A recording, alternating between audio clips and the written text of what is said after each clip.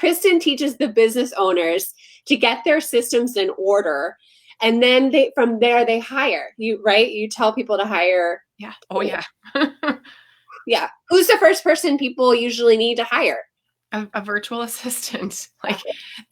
And depending on their needs, sorry, some of them will want more of a social media virtual assistant. That's what they want taken off their plate. But a lot of people, they need somebody taking the back and forth email, the scheduling of things, the, podcast creation, the creation of systems Yeah. off their plate, right? Because they don't sometimes even know what system needs to be created, but the person working in their business knows where the clarification is needed. They know where there's a breakdown where they're like, okay, you just threw this task at me, but I have no idea how to do it. Yes. They're the person that's like, okay, we need something around this. And they're usually the one that can kind of build it because they're implementing the process. So you're talking about the new hire. The new hire. Yeah. Yeah. But the problem with that is the business owner expects the new hire to come pre-trained and ready to go. They don't always understand that there's a certain element of training and preparation that a virtual assistant can have. Yes. But that is different for each business, right? Like they know what they're doing. They know how to work ConvertKit. They know how to run the email, but they don't know how you do it. Yes. And so that's, I think, where one of the biggest breakdowns is between people who bring on a team member, especially their first hire, and that team member is there's some constant friction there because they're just expecting them just to be able to jump in and do it without an onboarding process.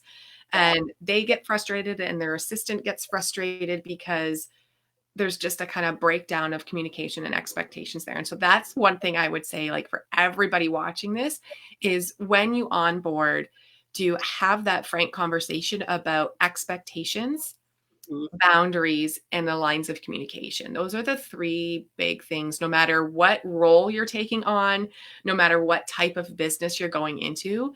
Those are like when you do your initial onboarding meeting or your kickoff call or whatever they want to call it, that you're setting those expectations of what it is that you can do and what it is that you're going to need them to give you information on. Like, yes. We're not mind readers when we enter a business. We don't know exactly how they've been doing it. Even if we've kind of creeped them on social media, that doesn't tell us the process that it took to get there. Right. And I have worked with maybe 50 different clients, and everybody has a different way to do things or a different expectation, or they want you to post on Facebook these exact times. Like this is what they do. And other ones are just kind of more hands off. And even kind of figuring out what you're dealing with when you're new is hard enough. Like, does this business owner want me to just run with it, or am I going to step on toes and piss people off? Exactly. Like I never really know what to do. Thankfully, I've been, working hard at this for a good 7 years. Like I just kind of come in and, whip my, what am I trying to say? I just take charge, but it took a long time for me to get there and for me to work with different types of people to be able to see that. But I need help in this area. So I am so glad you are coming into the group and teaching people this and giving them insight to what happens, because this is probably like the number one stumbling block when somebody is new and they don't really know what to do next. Like they've learned the tactics and the skills in my course, and then they have to figure out like the business owner's way. Because I think people should get your notes out because this is going to be really good. Yeah. So the first thing you want to have your client do, right, your business owner do, is have them identify where they're spending their time. Right. That is the first thing. You're going to get some resistance. You're always some resistance from this business owner. But if you can articulate the importance of that to them and framing it in a way of once they do that, then they will know exactly what tasks they want you to take over. And you will be able to be most beneficial and more efficient within their business once they know specifically the tasks that are eating up a lot of their time, rather than guessing or them throwing things at you here and there randomly. They will know exactly which kinds of tasks need to be done. And then you can start the process of transferring those tasks. So the first step is really for them to figure out where they're spending their time so that they can spend it with more intention. So you're going to get some resistance, but I'm going to suggest that you push back on this a little bit and framing it as like, an investment now for the growth of your relationship and their business long term. And really coming from a place where there's going to be transformation, because if you're just taking little things off their plate, I've seen this a million times, then the client's like, why did I hire you? And and they're, even if you're keeping them on schedule, it's just not like big enough items for them to feel the value. And it, like, that makes me mad. That's one of those things that makes me mad. Okay, so what do you find are some tasks that business owners have aha moments with in this area? Like, what are some things they do need to get off their plate where they're spending the most time? So a lot of times they don't realize how much back and forth communication they have with a current client, an existing client.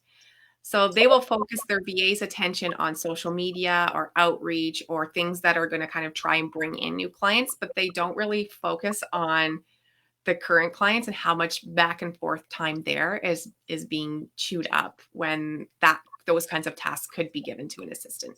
Oh my gosh, that's awesome. And I asked that on purpose for everybody in this group to take notes and come to the table with suggestions and ideas, especially during your discovery call. So you could say, even if you haven't done this before, steal it from Kristen and say, I find that a lot of clients, struggle in this area and spend a lot of time here. And you don't have to say you haven't done it before. I'm not teaching you to lie. I'm teaching you to just say, like, what's common in the industry and make them feel better about where they are in their business in that discovery call. Okay, sorry. I'm going to interject here and there. That's okay. That's okay. Okay, what else? A lot of times they're also, social media is a big one, right? Yeah. And you'll see even 7-figure business owners are still in their DMs on social media. Mm-hmm. And they don't realize how much time they're taking to do that. And they don't want to give that up entirely because they still want to be connected to their people. They still want to know their audience. They still want to serve them. So it's worth navigating that conversation to talk to them about how much time that is taking up and if there is a way that you can jointly manage that. So for example, my VA will go into my DMs and she will look at all of them. And a lot of them are just someone's posted or shared, about me in their story or whatever, and she'll reply back to them. No problem. Thank you. Tagging them, whatever. But if there's a specific question that somebody has wanting to connect with me or reaching out for me, then she'll message me in Slack and say, you should probably pop into your DMs today because there is, this particular person is asking you this question. And then I know to go in and I can engage with that person myself as me in my DMs, but I'm not having to do all of the ones that are mentioning me in their story or something like that where they've tagged me, because she can go in. She knows enough about me and my business and what I do for my clients that she can go in and give a meaningful response or comment to something like that. I love that. And of course you taught her this as a business owner. So I love that too. And you want to get in and get out. Like, otherwise you get sucked in. What's the second thing a client should do, or a business owner should do to get prepared to hire? So it's going to sound so generic, but they need to get organized. And they need to get organized in the sense that they need to just even have some basic essentials or some basic systems in place. And the first one is their business email. So, if they have G Suite, getting that set up, having some tagging or some categories. Often they won't have this done when you enter their business. So this is a great way for you to kind of show them your skill set really, really quickly, right? If you can hop in and organize their inbox and categorize and tag their emails and make it so much easier for them to navigate their own inbox, like instantly they're seeing, wow, this VA knows their stuff. Like, they know how to get me organized, and that's going to save me so much time. So I had a client, when I first joined her team, she had 9,000 unread emails in her inbox, but I knew they weren't unread, but they were just all there. And I said, your email inbox is making me have like a panic attack. She's like, I hate my inbox. I spend as least amount of time in there as I can because I hate my inbox. I'm like, no problem. I will take care of that. If I have your permission to organize and categorize, I said, I will not delete anything without first talking to you, but I will archive things that I don't think that we need, because you can archive, you can search for them and pull them back up. I said, but I will never delete without your permission. And she said, okay, go for it. And like, once I got that inbox under control, like, she was just so happy. And it was like, that took me a long time to do 9,000 emails, but if you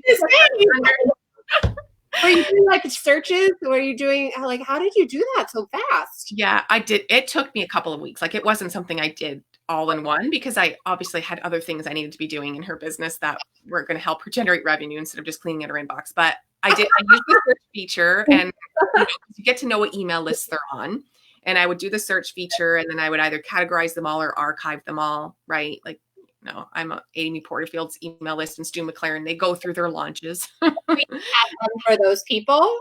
Yeah, I would tag them, and then I would create a filter for them to go into a particular folder. Okay. And then she could choose whether or not she wanted to read those emails or not, depending on the week, right? Yeah. So I want to be transparent with you. Do you have 9,000 emails? No, probably 2,000. Yeah. So get your VA to set up some filters in your inbox and some folders to have certain ones just go right into the folder, because you don't need to read everybody's email newsletter every single week. But maybe there's a time that you're wanting to go and pull something from there for inspiration. So what you don't need to see them right away. You can set up a filter in Gmail to filter anything coming in from that sender into a particular folder. So then they also, along with that, you need to set up your calendar, right? And if there's like a color coding system or a way that you get people on your calendar or buffer time or anything like that. And then they need a filing system. And again, this is something as a VA you can come in and quickly get in place for them if they're using Dropbox or Google Drive, wherever they're dumping their stuff. You're going to go in and you're going to see literally they've probably just dumped it all into that drive. And if you can go in and organize that for them and have like something for personal stuff, something for business, and then the business one broken down into, clients and finance and social media and their programs, even if you just shift all those things into those folders initially, it makes a big difference. And then as you work in their business, you can start coming up with some naming conventions and reorganizing those things.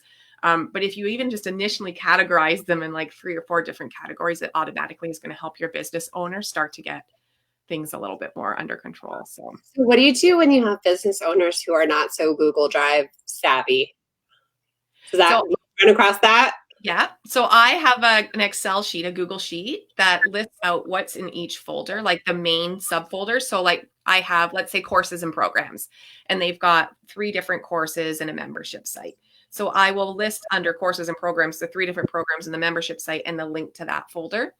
And then within that folder, there's like graphics and promo and copy and whatever else. But usually once they link them to the main part, they can find what they're looking for. Yeah. So you kind of almost have like a file index, like a table of contents where if you click on it, that folder will open up so the owner can find it. And I create that through a Google Sheet, and that is on their home page of their business ones, along with the folders. Is like, I call it a Google Drive roadmap.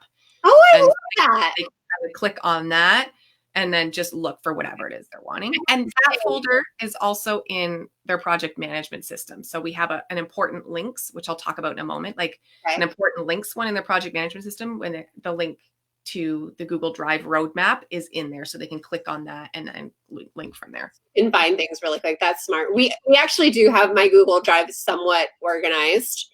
And I find that I do this a lot for my clients, but then I also find it helps us when it comes to working the system. Like, let me just paint a picture here. I have a client with a podcast. So we have a podcast folder. We have the final episode folder.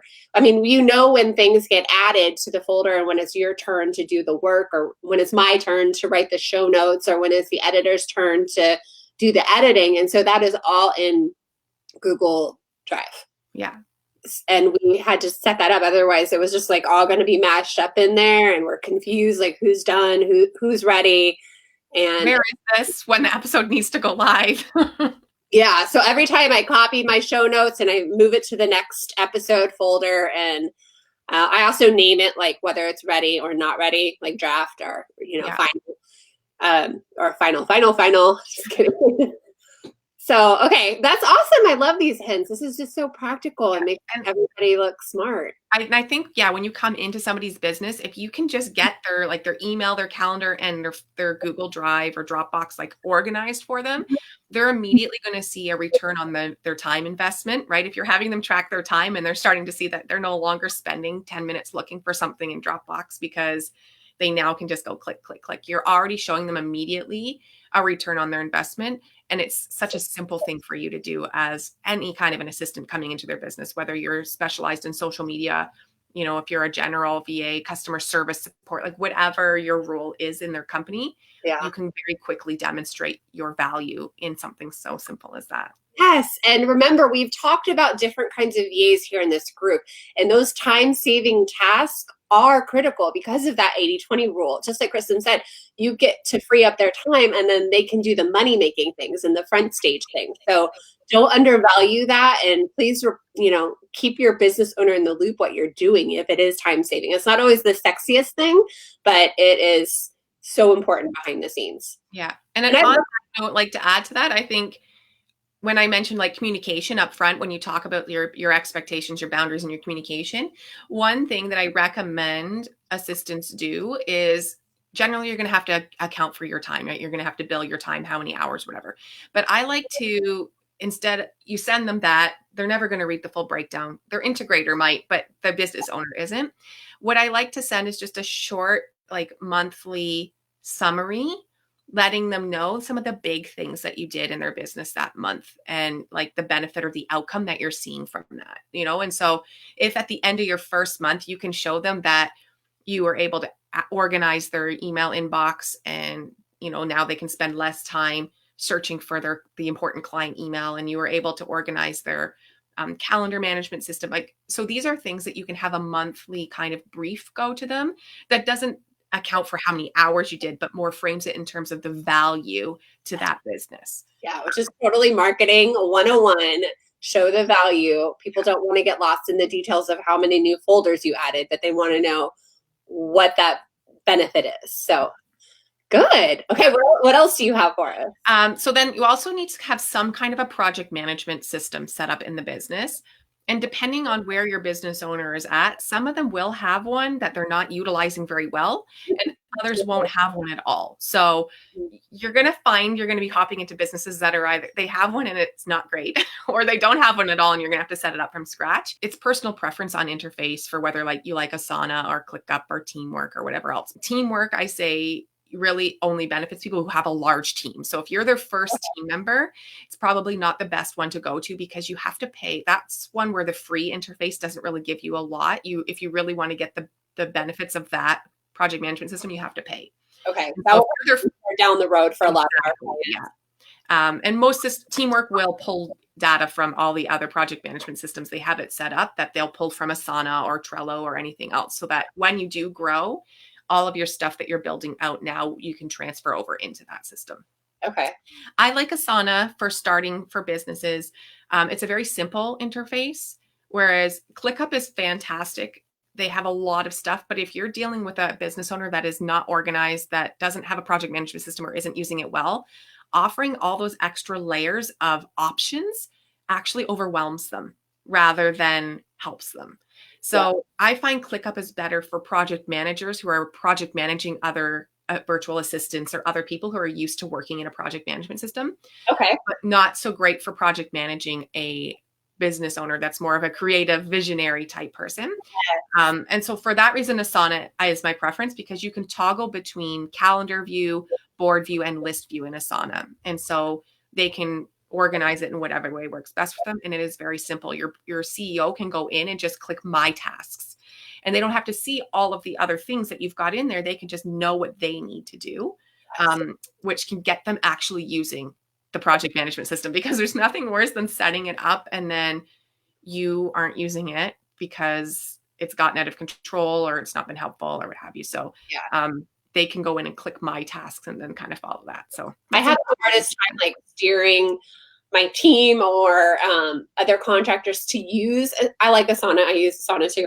But I want them to stop messaging me. I want them to stop emailing me. I just want them to put it there. I want to be able to log in and see everything there and not be, going down these rabbit holes because I had to log into Facebook to get a message. So putting my business owners on there has always been a challenge, but we always need a running to-do list for them. There's always something I need from them to do my job. It's worth the pain.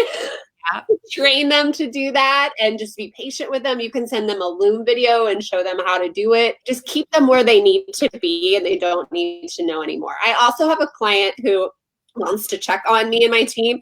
And I just said, like, I'm not giving maybe I sound awful. I'm like, I'm not giving you daily reports. You go to Asana, you look at what's in progress, and you will know what we're working on. It's all there. Yeah. And it gives me time because I don't want to waste billable time doing like admin stuff like that. Yeah. Well, and that's another way to phrase it too. You'd be like, if you really want this particular thing, like this is the communication you need to feel confident in our team, know that that's billable time. So we're happy to do it, but it does count towards our hours. And so that's your decision if you want to pay me to give you a daily update. And well, then they have to make that decision, right? Mm-hmm. Yeah. And I think if that's what they need in communication, right? When we go back to the beginning, we talk about boundaries and communication and expectations. If that's really what they need, if they're a business owner that cannot let go of control, you might need that to keep your relationship good. But let them know that that's you're billing for that time. That's not a freebie. It's not just to keep you happy kind of thing. Like, it's my time. And I sound like a prima donna. I just don't like to do that right now because I have very limited time. But if a client needs that, especially early on in our relationship, I'll do it for sure. So what I like to do, I like to get them out of all of the DMs, all of the whatever. I don't love email because it can kind of get lost in their inbox more than mine, but definitely in their inbox. But I like to use Slack. And so I use Slack in conjunction with Asana. And that's where they can ask me all of their questions and whatever else. And then I'll go and put it into Asana if it needs be, or I'll go and update the project in Asana. But that's where they tend to ask for the check-in, or I have a team check-in channel in Slack that we just kind of post for the week what everyone's working on. Yes, I love that. And then they can know what the team's working on rather than doing daily check-ins. I just, at the beginning of the week, everyone checks in with what they've got on the go for the week. And I frame it as an integrator. I frame it as a way to be supportive of the entire team, because if somebody is swamped with work, like it's a really big project week for them, then we know not to throw additional tasks at them. But we also know if there's somebody else that can support them with that, we can work together as a team, right? So many virtual assistants have the capability to do graphics and have the capability to do some stuff in, MailChimp or ConvertKit, but that's technically somebody else's task on the team. But if that person has like a list of 20 things they need to get done that week, then we know somebody else from the team can jump in and support them in an area that they have a strong skill set. Oh, that's awesome. And clients love those weekly check-ins.